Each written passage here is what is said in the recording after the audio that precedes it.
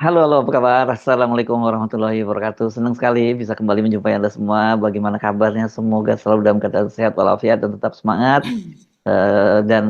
Untuk menyemangati Anda, seperti biasa kami temani Anda dalam program Off the Record, membaca berita di balik berita. Saya Hersubeno Arif. Dan saya Agipita senang sekali menjumpai teman-teman semua. Tentu Yes, saja oke. dengan update yang terbaru. Ya, mudah-mudahan ini Mbak Agi hari nggak ngajak ngomongin lagi Pak Jokowi lagi ya, gitu ya sekarang ya, karena kayaknya kan kita baru kemarin ngomongin Pak Jokowi kan, gitu. Ya, Ya enggak, anaknya enggak kan? aja. Oh, Jangan Pak Jokowinya. oh jadi nggak ngomongin. Ini serius nih, nggak ngomongin Pak Jokowi tapi ngomongin anaknya. Hah? Iya, setiap hari mereka bikin berita terus, Mas Hersu. Oke, Kita perlu oke omongin. oke. Mereka kalau saya yang sempat kemarin lihat ya, muncul di beranda kalau tidak salah. Nah, saya juga aneh juga kok muncul di beranda saya itu karena Gibran muncul apa itu datang ke kampus di UKSW Satya Wacana di Salatiga ya, dan kemudian ini narasinya adalah siapa yang bilang bahwa Gibran nggak berani datang ke kampus. Buktinya dia sekarang datang ke Satya Wacana. Saya bilang keren juga, memang Gibran memang top gitu ya. Berani datang ke sana dan ngomongnya high tech banget, Mbak, ngomongnya di Salatiga itu di Satya Wacana. Oh ya? Dia bicara, bicara soal AI, AI kan berarti high tech dong ya. Oh iya, berarti dia Hmm, sangat-sangat paham ya soal hmm, AI, hmm, soal teknologi hmm, informasi, hmm, transformasi, hmm, hmm. dan sebagainya begitu. Iya, iya, Tapi iya. ada yang ramai juga Mas Hersu. Apa itu? Ada pertanyaan Hmm. dari mahasiswa gitu yang ditanya apa jawabnya apa gitu. Gimana tuh? Saya nggak tega yang bagian-bagian begitu. Saya yang tega, bagian yang pokoknya kerennya lah gitu loh. Wah, bawa bawa anak-anak AI harus sejak dini harus belajar AI dan sebagainya. Mahasiswa juga harus belajar itu. Saya membayangkan memang ini bakal di era kepemimpinannya Gibran ini, kalau dia jadi presiden, ini bakal anak-anak muda gitu bakal maju banget itu, karena mereka pasti sejak kecil udah belajar AI begitu loh, Mbak. Tapi saya nggak tahu AI-nya ini singkatannya apa sih. Iya, kita tahulah sebetulnya itu An- artificial intelligence oh, itu. bukan Tapi artificial intelektual, bukan. ini iya, tapi mungkin ada singkatan-singkatan lain. Hmm. Kadang kan dipleset-plesetkan Hmm. begitu. Hmm. Ya. Iya, tapi kita perlu deh lihat Mas Hersu ya. Hmm. Coba dari Instagramnya Gibran. Hmm. Ini 1 hari yang lalu, kalau tidak salah ini 2 hari yang lalu diunggahnya biasa. Kalau di ini kan kalau belum 48 jam ya masih 1 hari. Hmm. Di situ ditulis hadir pada acara talk show Oh. bertajuk Arah Baru Pembangunan Nasional Hmm. gitu di auditorium Universitas Kristen Satya Wacana Salatiga Jawa Tengah. Ini Top. salah satu Hmm. universitas yang top populer ya Enggak, Gibrannya yang di top Jawa maksud Tengah saya, di bukan bukan Indonesia. bukan Oh kampusnya. iya, Iya. Hmm. sudah berani masuk ke kampus Iya gitu ya dong, Mas keren ya. ini, keren keren. Bentar lagi kita tunggu Iya. dia misalnya masuk ke UGM, kampus bapaknya dulu lah gitu ya, misalnya gitu ya. Terus ke Tapi mana? dia udah ketemu loh sama mahasiswa UGM beberapa. Di mana? Udah Mas, udah Di UGM, istana UI apa Undip yang mau. di Istana Wapres Oh, yang istana kemudian Wapres yang dikirim ke dikirim ke IKN. IKN. Ya, ya, ya, ya. Oke, ya, ya, udah minimal sudah dong ya. Tapi enggak, maksudnya kampus yang diskusi lah gitu ya di Ya, mana ya. ya? UGM saja lah dulu lah ya, kan kampusnya bapaknya kan, dan pasti favorable karena rektornya segala macam kan pasti mengamankan kalau di sana ya. Mas, tolong siapa staf ahlinya Mas Gibran ini tolong disiapkan untuk kunjungan ke kampus-kampus negeri lah gitu ya. Iya, iya, iya. Staf ahlinya kan temannya Mas Hersu juga. Hmm, Gimana sih? siapa? Oke. Yang merancang narasi-narasi Gibran seperti ketika itu soal apa? Hilirisasi ya Mas Hersu ya, yang rame banget itu. Hmm, hmm, Dan hmm, juga komentarnya hmm. soal Apa tuh? film Hmm. film animasi Indonesia yang terkenal Oh, sih itu. ya, ya, ya. Itu kan, Hmm, hmm, ya. Di balik itu ada seseorang gitu, ya, yang orang media juga. hmm, Oke, kita ke sini. hmm, Di sini yaitu diskusi atau talk show-nya itu berjudul Arah Baru Pembangunan Nasional. hmm, Saya memaparkan mengenai komitmen pemerintah untuk mempercepat pembangunan di tanah Papua. hmm, hmm. Selain itu, kami juga berdiskusi tentang progres pembangunan IKN dan mengajak para mahasiswa untuk dapat menguasai teknologi digital, termasuk kecerdasan buatan atau AI, Nah kan, blockchain, hmm. Canggih banget blockchain ini ya. loh, Top top ini kayak bapaknya dulu dan ya. Dulu robotika. 23 bapaknya Betul. dulu apa ya? Unicorn unicorn ya. Unicorn. Iya ya. ini keluarga memang keluarga high tech ini ya. Mungkin Iya, nggak ya 11-12 luar sama biasa. Pak Habibie kelihatannya ya. Mungkin dia kan Pak Habibie kan betul juga Iya, high lebih tech tuh. canggih lah Mas Hersu. Oke, Ini kan lebih maju lebih begitu maju ya. ya, ya. Eh, Betul. Dan katanya itu apa namanya untuk menguasai teknologi-teknologi itu tadi blockchain, robotika dan sebagainya agar mampu bersaing di era transformasi global. Hmm. Luar biasa nih narasi dari Gibran. Coba kita lihat sebentar sebelum kita lihat videonya. Hmm. Kita lihat sebentar apa kira-kira ya komentar dari netizen Loh, belum terhadap narasi yang sangat canggih ini. belum belum belum dilihat kita udah komentari dulu. Nggak apa-apa, ayo silakan. Kita lihat komentarnya dulu supaya kita penasaran emang dia ngomong apa begitu ya. Hmm. Coba kita lihat ini dari Grace Anastasia. Oh, ini orang PSI ya Hah? yang Grace dengan centang Natali? biru. Hah? Bukan Grace Oh Natali, bukan. iya, oh itu Grace Natalia. Ini Hah? Grace Anastasia ini juga, maaf ini salah, tapi betul Grace Anastasia ini juga pendukung Pak Jokowi dan Gibran. Ya kita tahu pada waktu itu yang di Bali ya kalau tidak salah dia membuat postingan yang cukup viral juga Oke. soal keberadaan Pak Jokowi di sana. Nah, Kemudian ada Dian Rana, ini masing-masing memberikan emoticon api menyala, ya artinya semangat Pak begitu ya, dan juga love begitu. Dan tapi ada juga yang Dwi Novanto 99, biasanya 99 seperti ini adalah tahun kelahiran biasanya memakai oke. seperti itu. Ini dia mempertanyakan ijazahmu SMA mana Bran? Katanya. Waduh, ini langsung disambut dengan 41 replies gitu, antara lain ya dari buzzer-buzzer. Terus kemudian ada juga wow mantap Mas Wapres, idola anak muda Indonesia semua. Memang kalau di akun Gibran ini banyak sekali pendukungnya yang seringkali disebut sebagai bertaburan buzzer begitu. Tapi ada juga ini misalnya Inka Permatasari.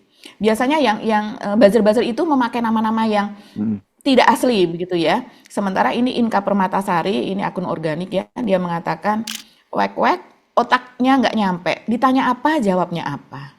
Loh, emang kenapa? Biasanya komentar yang seperti ini, iya, komentar yang seperti ini biasanya mendapatkan replies yang puluhan, banyak sekali Mas Hersu, karena memang itu tadi bertaburan pendukung atau bertaburan buzzer di situ. Ada lagi yang mana lapangan kerjanya. Nah ini paling banyak yang ditanyakan. Setiap kali ada unggahan, orang selalu anak-anak muda selalu menanyakan mana lapangan Kuasai kerjanya AI yang dulu, baru dapat pekerjaan gitu loh. Kalau nggak nguasai AI, iya, gimana dapat pekerjaan? Gitu. makanya jadi buzzer Mas Hersu. Karena Oh, katanya 19 juta lapangan pekerja itu berupa lowongan buzzer. Itu baik. yang dikatakan oleh para netizen begitu. Oke. Kemudian ada lagi apa ya ini? Banyak lah ya, gas aksi nyata membangun bangsa begitu. Ada juga yang I love you Mas Wapres gitu. Wih, mantap. Ada yang cuman sepatah kata kosong katanya. Apalagi ini. Aduh, gitu doang penjelasannya. Asli standar sih untuk kita yang tahu baca dan berpendidikan pasti bisa menilai dari cara bicara dan pengetahuannya. Ya, Ini komentar yang serius ya, karena ini saya sependapat dengan itu. Bagaimana cara Gibran bernarasi, memilih kosakata, walaupun sudah dilatih sedemikian rupa, begitu ya. Bahkan dikatakan ada pelatihnya gitu yang melatih selama beberapa bulan dan kemudian give up gitu, melatih untuk bagaimana cara dia berpidato dan sebagainya. Walaupun kalau menurut saya sih setelah 1 tahun menjadi wapres ya adalah sedikit peningkatannya gitu. Tapi mungkin bila dibandingkan dengan wapres-wapres lainnya itulah kalau kita membandingkan itu ya memang jauh Mas Hersu. Coba sih kita lihat apa sih kira-kira yang ditanyakan oleh mahasiswa di sana begitu dan bagaimana cara Gibran ini menjawab. Seberapa optimis dan yakin Mas Wapres dalam membuat Papua ini sejajar dengan wilayah-wilayah lain di Indonesia? Kalau optimis, saya optimis. Tapi yang namanya pembangunan itu kan tidak hanya 1 tahun, 2 tahun. Pembangunan kan berkelanjutan, tidak bisa instan. Sudah ada beberapa progres pembangunan rumah sakit yang ada di Jayapura. Rumah sakitnya sudah modern, alat-alatnya sudah diperbarui semua, dokter-dokternya sudah kita datangkan semua, dan rencananya sampai 2029 nanti akan ada sekitar 20-an rumah sakit seperti ini di seluruh Papua. Ada tempat untuk ya semacam creative hub. Sekolah rakyat ini udah jalan juga di Papua ini. MBG kita genjot terus di tahun ini. Kita perbanyak di Papua juga. Ini sudah dibangunkan pasar yang bagus banget. Pemerintah dari kementerian, dari lembaga-lembaga terkait ini juga kita dorong terus ya biar Papua tambah maju lah. Ya tugas kami sebagai pembantu presiden untuk memastikan visi misi ini berjalan baik, terutama yang ada di Papua. Kira-kira mulai kapan Bapak berkantor di KN? Dan apabila berkantor di sana, apakah masih tetap efektif dalam mendukung kinerja pemerintahan atau berkantor di IKN hanya sebagai suatu simbolik saja? Mohon izin, terima kasih Pak. Kita udah instruksikan staf Satwapres untuk memulai memindahkan secara bertahap ke IKN. Dari Menpan RB ada 4.000-an ASN yang mulai dipindahkan juga ke sana. Ya, kita doakan yang terbaik nanti 2028 selesai semua, kita pindah ke sana. Mungkin nanti 2029 dan seterusnya semuanya efektif berkantor di sana. Nah, yang jadi pertanyaan saya bagaimana strategi Bapak untuk supaya digital talent kita ini memiliki hubungan yang resiprokal dengan investasi dan juga transfer teknologi di Indonesia. Sehingga Indonesia ke depannya kita bisa shifting dari market ke inventor, Pak. Terima kasih. Oke. Charlo, apa jurusannya apa? Agroteknologi. Agroteknologi, masa depan juga ini nih. katanya Bu Rektor yang ikut ke Turki itu ya? Benar, Pak. Apa penemuannya apa? Kemarin kita mengembangkan tentang inovasi untuk aklimatisasi, jadi kita perlengkap juga alatnya itu dengan AI, Pak, untuk kultur jaringan. Oh ya? Itu apa? Lomba berarti atau kompetisi? Kompetisi dunia, Pak, dan puji Tuhan kita masuk 10 besar kemarin. Oh ya? Oh, mantap. Ini caranya biar kita tidak selalu jadi pasar ya, harus seperti ini. Harus adaptif, inovatif, dan inovasinya jelas dan punya impact untuk kalau tadi apa untuk pertanian ya. Kita tiap tahun selalu memonitor kok apa anak-anak yang berprestasi atau penemuan-penemuan yang inovatif seperti ini. Kalau tahun lalu anak SMA sih itu juara juga di Turki. Dia pernah saya posting di Instagram juga. Dia ini juara nomor 1 kalau nggak salah. Itu mesin apa robot pembersih terumbu karang. Jadi itu saya kira sangat baik sekali ya. Dan kalau sekarang di pemerintahnya Pak Presiden Prabowo ini kan lagi gencar-gencarnya swasembada pangan ya. Jadi penting sekali untuk pemanfaatan AI, misalnya untuk mengecek pH tanah, lalu drone untuk penyemprotan misalnya pupuk atau pestisida. Ini sangat, saya kira ini salah satu cara lah untuk sekali lagi untuk peningkatan kapasitas pertanian kita dan juga ini biar anak-anak muda bisa terlibat lagi di pertanian. Jadi saya kira ini kita apresiasi ya Bu Rektor ya. Iya, benar. Iya. Enggak, tapi gini ya. Ini kita ngomongnya dari sisi strategi komunikasi ya. Ya. Saya cuma menduga-duga kalau saya baca-baca komentar netizen tadi kan nganggap ya ngertinya hafalnya ya cuman AI aja kayak ngapalin aja gitu, makanya ketika dijawab, ketika ditanya jawabannya juga nggak nyambung kan begitu ya. Itu banyak yang melihat seperti itu dan memang benar kalau kita selalu kan memberikan nasihat pada tokoh misalnya yang dia memberikan statement jangan selalu kok komentarnya itu aja di mana-mana sama, karena sekarang pun Anda ngomong di manapun itu kan juga diangkat di media dan orang juga akan membacanya begitu. Jadi kalau Anda memberikan statement terus itu orang akan anggap bahwa Anda nggak punya narasi gitu.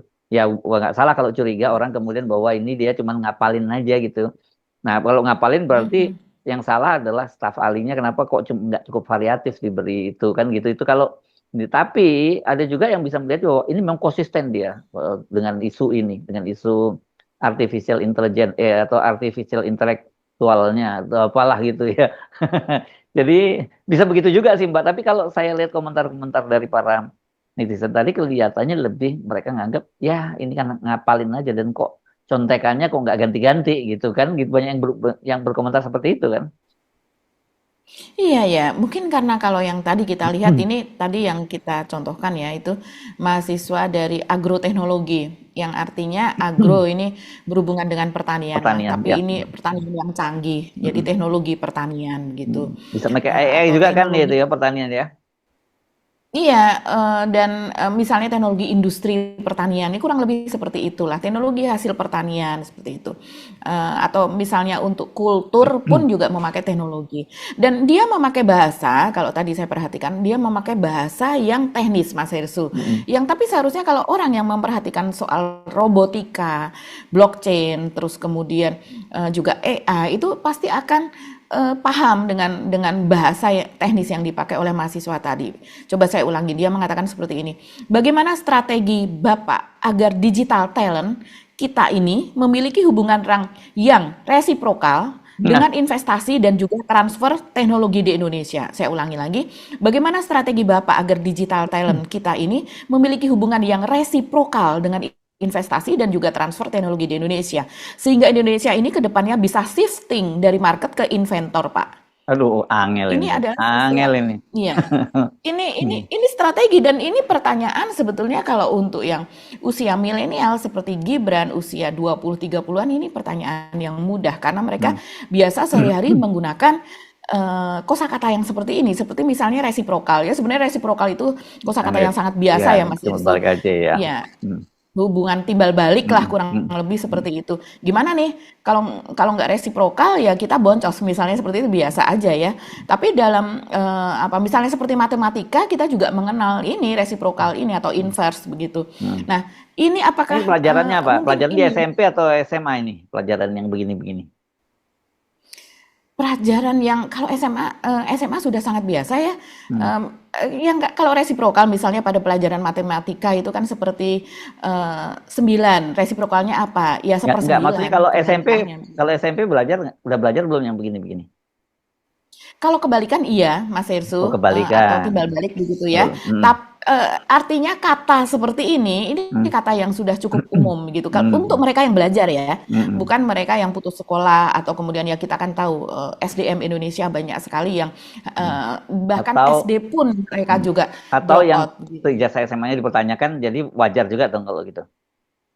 Hah? Wajar, iya. Oke. Seperti misalnya Gibran ini ijazah SMA-nya Ya? dipertanyakan Oke. gitu. Nah, itu jawabannya apa yang penting dulu, Mbak? Kita mau baru kemudian apakah ada korelasinya dengan sekolah ijazahnya, coba. Jawabannya gimana? Ya, itu tadi jawabannya yang kemudian menjadi sorotan dari netizen karena dia malah justru membeberkan program Prabowo. Begitu.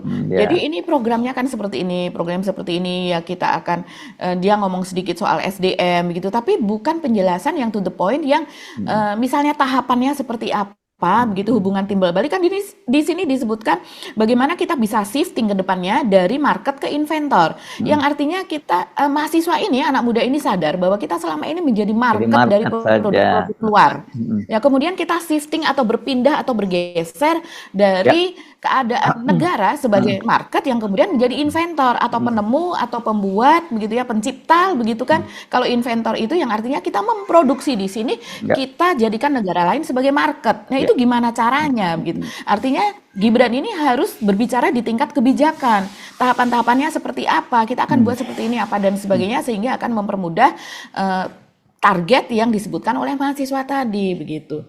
Itu Mas Hersu yang kemudian ya hal seperti ini kan menjadi cara menjawab yang kurang nyambung atau enggak nyambung itu tadi yang kemudian justru menjadi perhatian dan selain menjadi perhatian juga menjadi keprihatinan gitu ya. Ya inilah keadaan dari Wapres kita dengan kemampuan yang seadanya, dengan keterpilihan, dengan membuat berbagai terobosan negatif yaitu lewat perubahan undang-undang, konstitusi apa dan sebagainya. Hasilnya seperti ini walaupun sudah dipoles bagaimanapun memang sulit gitu ya dan baru setelah 1 tahun lebih berani masuk ke kampus-kampus. Jangan kan memiliki kampus. Kalau yang kita ketahui dulu presiden ataupun keluarga presiden begitu ya, keluarga besar presiden atau wakil presiden, keluarga besar wakil presiden. Mereka jangankan nggak berani masuk kampus, bahkan mereka memiliki perguruan tinggi, mereka memiliki apa misalnya vokasi, perguruan tinggi yang vokasi D1 sampai D3, bahkan perguruan tingginya dalam keluarga besar para wapres atau presiden tersebut begitu kan. Taruhlah misalnya Pak Yusuf Kalla, ya kita tahu keluarga besarnya juga memiliki apa namanya perguruan tinggi lah, sekolah di Indonesia Timur, di apa Sulawesi begitu. Dia juga menjadi dewan begitu ya di berbagai perguruan tinggi. Majelis Tapi ya, kalau apa majelis wali amanah model-model gitu ya. iya, betul, jadi MWA dan sebagainya. Tapi kalau yang seperti Gibran ini mau ditempatkan di mana dalam struktur perguruan tinggi misalnya? Adakah yang kemudian tertarik untuk menempatkan sosok ini begitu ke dalam sistem pendidikan Ya, mereka yang sedang mereka bangun begitu? oke. Itu Mas Ersu. Dan ini sekarang sedang rame ya, bagaimana apa namanya yang ada Gibran ada di UKSW ini Oh di iya, karena Universitas memang ini segala macam. diglorifikasi. Jadi mereka merasa bahwa nih gue tunjukin nih selama ini lu ngecengin bos gue kan, sekarang bos gue berani datang. Kira-kira kan gitu yang sekarang yang mereka ini kan dan bangga-bangga kan. Dan memang kalau kita lihat glorifikasinya itu nggak proporsional. Jadi kita terheran-heran kayaknya nggak gitu-gitu amat deh yang gitu ya. Biasa Iya, iya, aja iya. kali Iya, gitu ya. iya, ya mungkin kalau bagi Mas Hersu biasa. Mas Hersu biasa datang ke perguruan tinggi, kemudian menjadi pembicara, menjadi host, didaulat menjadi moderator, bahkan Mas Hersu hari ini pun juga datang ke sebuah perguruan tinggi ya di Jawa Barat begitu. Iya. Biasa sesuatu hal yang tidak perlu diglorifikasi bahkan untuk orang yang biasa seperti kita begitu. Tapi kalau memang orang yang seperti Gibran yang dia bahkan mengakui bahwa tidak ada tradisi membaca di rumahnya, di keluarganya, mereka membaca ya buku-buku komik aja yang artinya buku komik itu kan sesuatu yang lebih ke visual, gambar begitu kan. Tanpa kita kadang kita tanpa ada beberapa komik yang minimalis gitu tulisannya, narasinya, tapi mereka menyuguhkan lebih banyak gambar. Dari situ sudah bisa berbicara kan seperti itu. Jadi dari situ saja kita kemudian sudah bisa melihat bagaimana keluarga ini memang sangat minimalis dalam tradisi bernarasi atau dalam tradisi membaca. Apalagi untuk tampil di depan umum, pidato, berkata-kata, mengeluarkan narasinya sendiri, mengeluarkan ide dan gagasannya sendiri, ya memang sulit Mas Irs. Ya. Oke, masih tetap topik Gibran atau kita pindah ke topik yang lainnya? Kita kayaknya harus Fokus aja. membahas soal sidang bapaknya ya, Oh, sidang tentang bapaknya. ijazah Jokowi yang Oh, CLS oke. itu Mas Hersu. Nah, akhirnya ngomong juga kan Pak Jokowi ya. Oke, CLS Ya mau kemarin nggak ya. mau. Ya, CLS tanggal Iya, hari Selasa kemarin ya. Tapi memang hari Selasa, iya ya 2 hari lalu. banyak peristiwa sih pada hari itu. Jadi ya di DPR ada soal Polri dengan Komisi 3, kemudian juga ada Ya, kalau di hari Polda Metro Polda Metro Jaya ada ada pemeriksaan pemeriksaan. Jadi ahli. berita kita sempat lolos soal ini, nggak kita bahas. Oke, mari kita bahas apa perkembangan terbaru kemarin, apa agendanya kemarin ya, Mbak Agi? Iya, ini sangat menarik ya Mas Hersu karena kan sudah tahapan tahapan perundingan yang di awal kan sudah selesai kan gagal terus kemudian selama berapa sidang ya dari pihak penggugat kan kemarin saksi-saksi dari pihak penggugat gitu yang kemudian ada ijazah asli juga dikeluarkan di situ. Nah ini kita masuk ke kemarin itu masuk kepada saksi dari pihak tergugat tergugat satu yang tergugat satu ini adalah Jokowi yang artinya dihadirkan saksi dari pihaknya. Ini ada 2 yang dihadirkan yaitu Saminuddin Barorito namanya. Ini adalah kawan Jokowi satu angkatan dan satu lagi adalah Mustoha Iskandar. Ini juga kawan Jokowi satu angkatan. Sudah sering ngomong ini ya, Pak Mustoha ini ya. Sering. Sudah sangat sering. Ya gimana nggak sering Mas Hersu. Ini kan orang yang pada masa pemerintahan Jokowi 2014 Toha Iskandar atau Mustoha Iskandar ini langsung diangkat menjadi Direktur Utama Perum Perhutani gitu. Jadi ini pernah jadi orang dirjen juga ya lulusan kalau nggak salah, bukan? Iya, dia sebelumnya hanya setingkat manajerial sih ya. Sebelum diangkat menjadi direktur utama, memang dia bekerja di situ, bekerja di Perhutani, dan kemudian langsung diangkat menjadi direktur utama Perhutani. Jadi ini pada masa pemerintahan Jokowi 2014 bulan Oktober kalau tidak salah, dan memang presiden kita itu kan dilantik pada bulan Oktober dari sejak dari sejak SBY sampai kemudian berikutnya setiap tanggal 20 Oktober. Nah, kemudian untuk Mustoha ini juga dia pada Agustus 2020 yang lalu dia diangkat menjadi komisaris independen PT Pupuk Indonesia. PT Pupuk Indonesia ini kan di eranya Pak Jokowi atau di eranya Pak Prabowo? Ini 2020, jadi eranya Jokowi, ketika Jokowi masih menjadi presiden, begitu ya. Dan sampai sekarang, begitu. Setahu saya sampai sekarang dia masih menjadi komisaris independen di apa PT nih Pupuk Indonesia. mereka yang mereka sampaikan di sini? Kan yang diminta ijazah, bukan teman-temannya. Ya, mereka memperlihatkan ijazah, mereka membawa ijazah, dan kemudian diperlihatkan ijazah asli masing-masing ya. Dan ternyata memperlihatkan ijazah asli semudah itu loh Pak Jokowi. Itu teman Anda saja sudah mencontohkan membawa ijazah aslinya di pengadilan, diperlihatkan. Lah kok Pak Jokowinya ini harus dengan menempuh berbelit-belit seperti ini, berbagai persidangan yang memakan waktu. Sama nggak dengan ijazahnya Pak Jokowi yang beredar itu, yang dibagikan oleh Dian Sandi itu? Kalau menurut penggugat ini berbeda, Mas Hersu.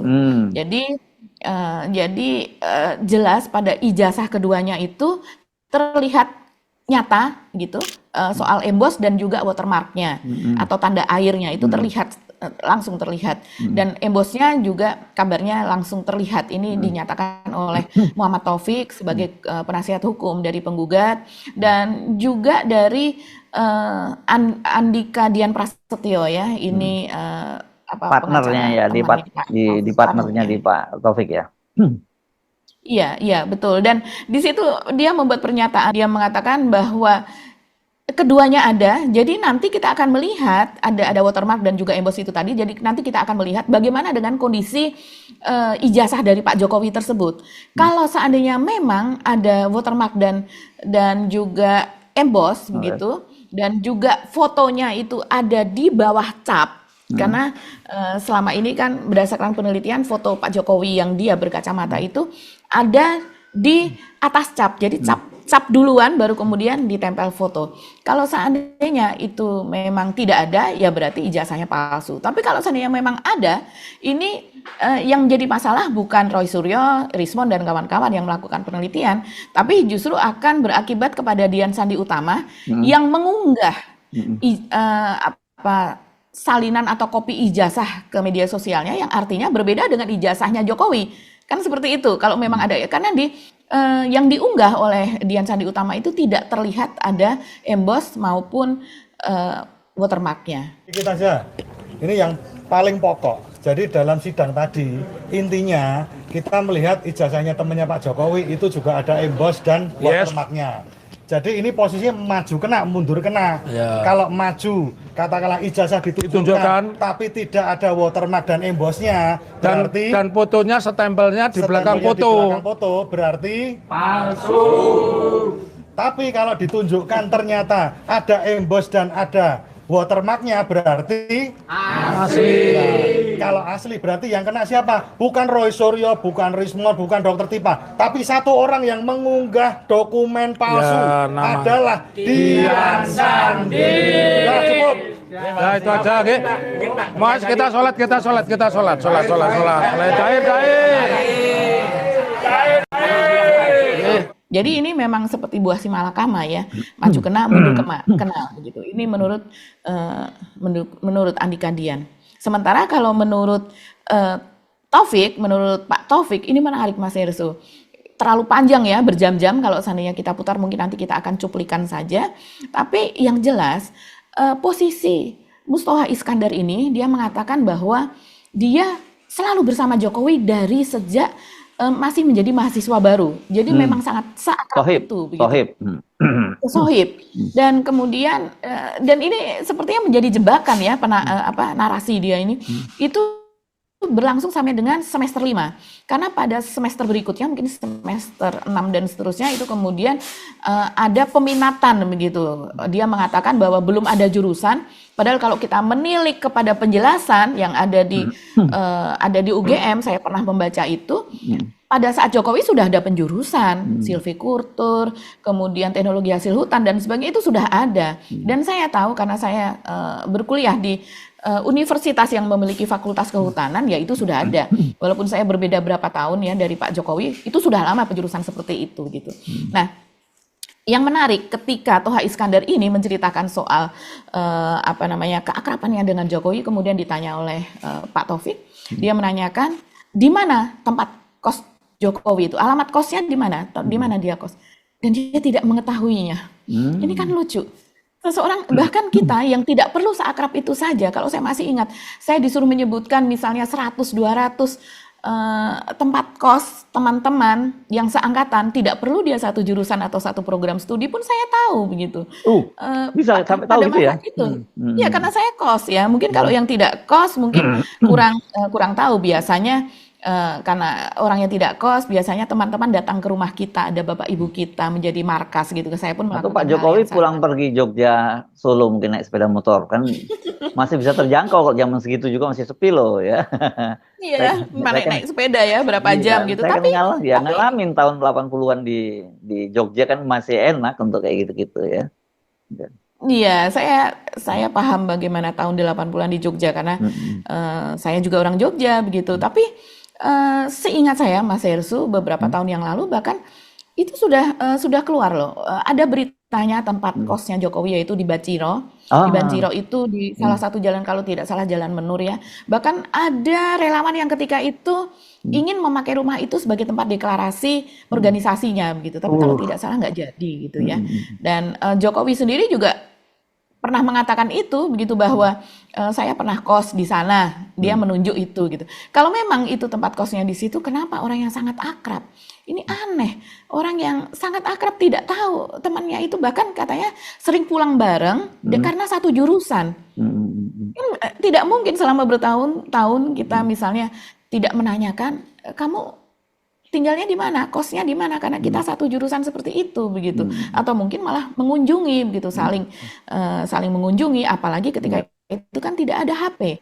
Di zaman kita tahun 80 tidak ada HP, yang artinya kalau ada sesuatu kita yang harus nyamperin gitu, atau harus janjian itu harus ditepati, tidak bisa dibatalkan gitu. Kalau enggak nanti teman kita melongo di tempat kita janjian itu, karena dengan apa dia akan tahu bahwa kita tidak akan datang begitu kan. Sakit-sakit pun kita harus datang. Kemudian ketika kita singgung soal akademik, mereka juga mati kutu. Tetapi intinya ada 4 yang ingin saya sampaikan. Pertama, mereka mengaku teman Jokowi, tahu nomor ijazahnya, tahu NIM, tapi tidak tahu kos-kosannya. Masuk akal enggak?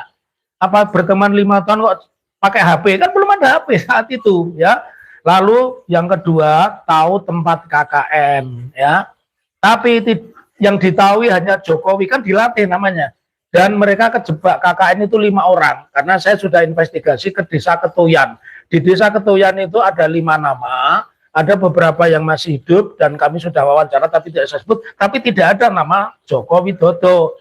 Joko Widodo yang asli atau yang palsu tidak ada. Ngaco. Kemudian yang ketiga, bahwa mereka mengakui buku alumni itu ada. Tetapi mereka lupa namanya benar Joko Widodo. Wajahnya bukan Joko Widodo. Ya. Dan mereka juga mengatakan Joko Widodo saat itu belum belum berkacamata. Bahkan saksinya yang kami tanya, saksi yang pertama itu Tou itu mengatakan dulu mudanya tidak berkacamata, tuanya berkacamata. Ini kan kebalik.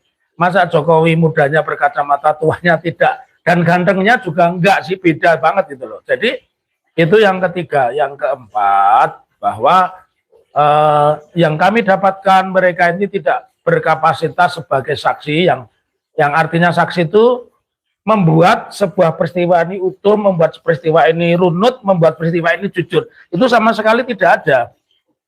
Ya. Kemudian yang kelima, yang sangat parah, bahwa mereka bisa mendapatkan data-data dengan cara-cara unlawful ya. Satu, bukan dosen, bukan karyawan, kok bisa memiliki SK-nya, dan kalian tahu SK itu yang berikan dekan menurut pengakuan dia, jadi bukan dari Pak Kasmujo. Kalau Pak Kasmujo logikanya masuk akal, ya dimintai dan sebagainya. Lalu ngapain bawa Mbak SK? Jadi simpulannya kita akan tunggu 2 saksi lagi, dan 1, saya akan minta mereka dikarantina di ruangan yang dijaga, tidak ada TV dan sebagainya, sehingga tidak bisa mendengarkan. Karena di belakang itu teman-temannya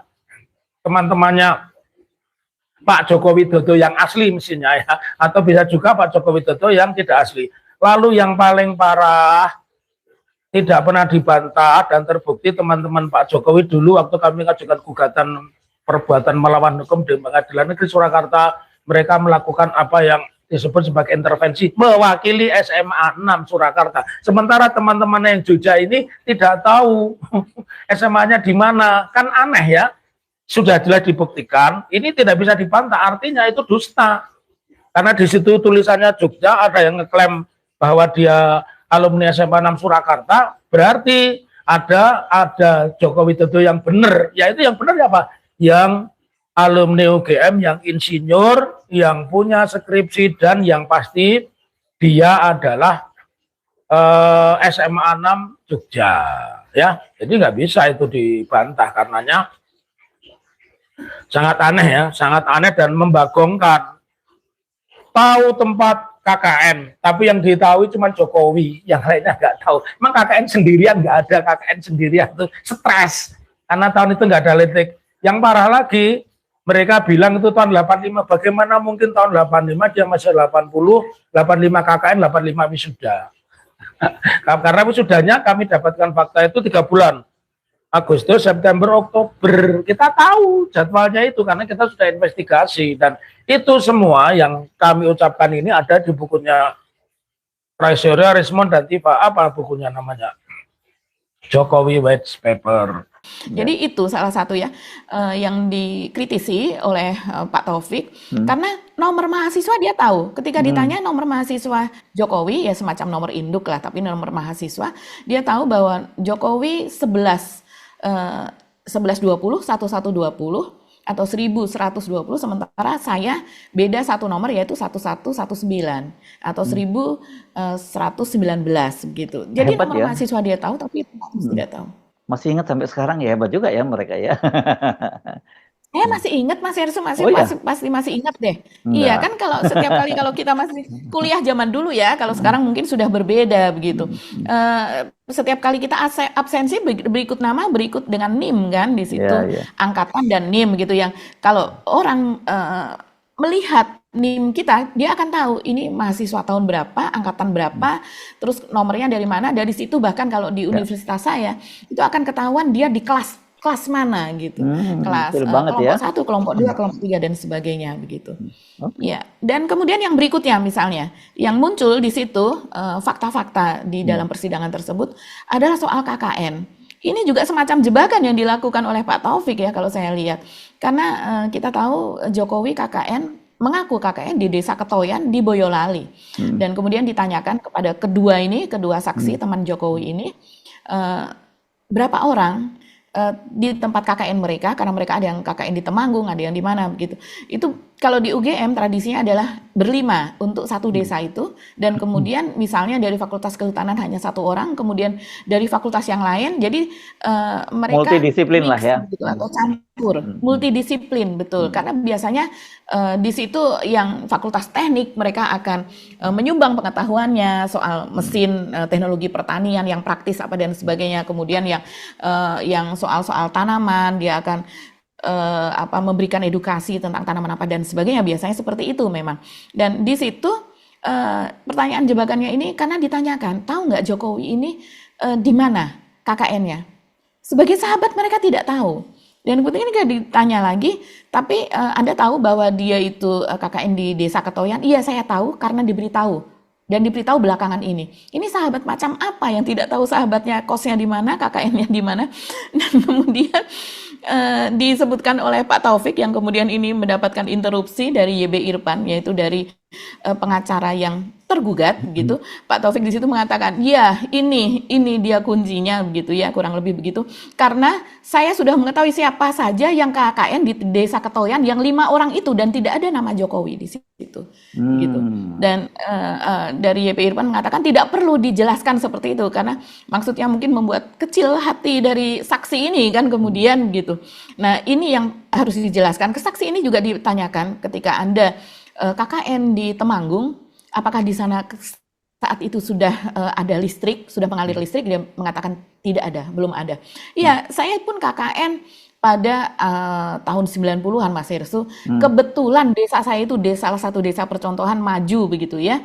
Sehingga dia sudah ada listrik walaupun terbatas di beberapa tempat saja. Sementara di wilayah desa walaupun masih satu desa banyak yang belum teraliri.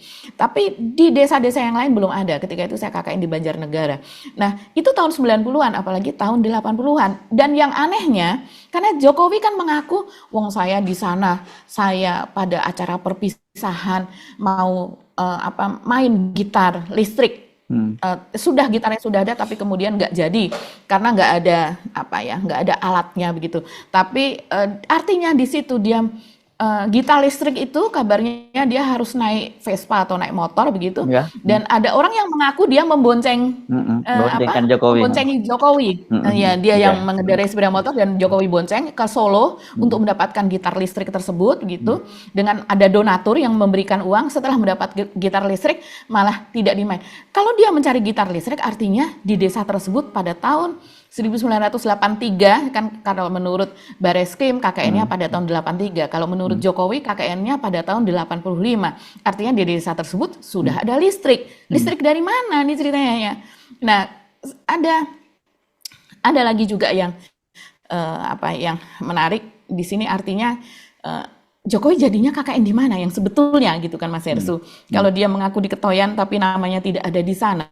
Dan kenapa media-media yang kemudian melakukan investigasi di sana menemukan orang-orang yang bersaksi bahwa Jokowi KKN di sana. Jadi ini siapa orang-orang yang bersaksi tersebut begitu. Ya, yang berikutnya adalah soal bagaimana KKN itu disebutkan itu pada tahun yang sama, tahun 85, dan pada tahun itu juga dilakukan penelitian untuk skripsinya, dan pada tahun itu pula dilakukan wisuda. Yang kita tahu kalau KKN pun ada laporan KKN. Laporan KKN ya. dulu ya.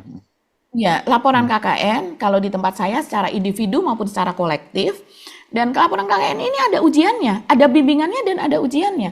Dan kemudian karena dosen kita datang ke desa kita kan. Dan kemudian ternyata pada tahun 85 KKN itu dilakukan pada bulan Agustus, September, Oktober.